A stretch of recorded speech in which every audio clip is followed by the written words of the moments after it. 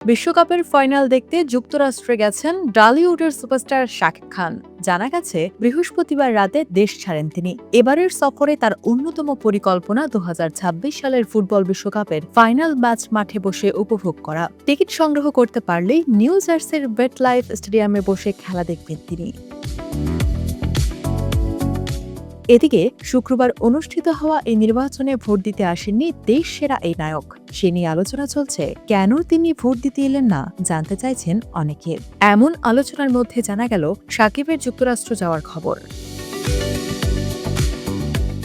শাকিব খানের যুক্তরাষ্ট্র সফর অবশ্য নতুন কোনো বিষয় নয়। তিনি যুক্তরাষ্ট্রের স্থায়ী বসবাসের অনুমতিপত্রধারী হওয়ায় অভিবাসন সংক্রান্ত নিয়ম মেনে নির্দিষ্ট সময় পর পর দেশটিতে অবস্থান করতে হয় তাকে। সেই প্রয়োজনে পাশাপাশি এবারের সফরে বিশ্বকাপের ফাইনালও হয়ে উঠেছে বিশেষ উপলক্ষ।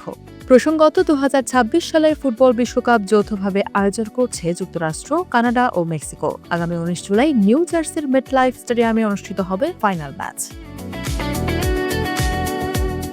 প্রায় ৮০,০০০ দর্শক ধারণ ক্ষমতার এই ভেন্যুতে এবারই প্রথমবারের মতো বিশ্বকাপ ফাইনালে আয়োজন করা হচ্ছে জমকালো বিরতিবেলার সঙ্গীতানুষ্ঠান। এতে পরিবেশন করার কথা রয়েছে শাকিরা, ম্যাডোনা এবং দক্ষিণ কোরিয়ার জনপ্রিয় সঙ্গীত দল বিটিএস এর। তবে এবারের সফরে বিশ্বকাপ ফাইনাল দেখা ছাড়া অন্য কোনো কাজ রয়েছে কিনা কিংবা শাকিব খান কবে দেশে ফিরবেন সে বিষয়ে এখনো আনুষ্ঠানিকভাবে কিছু জানাননি শাকিব খান।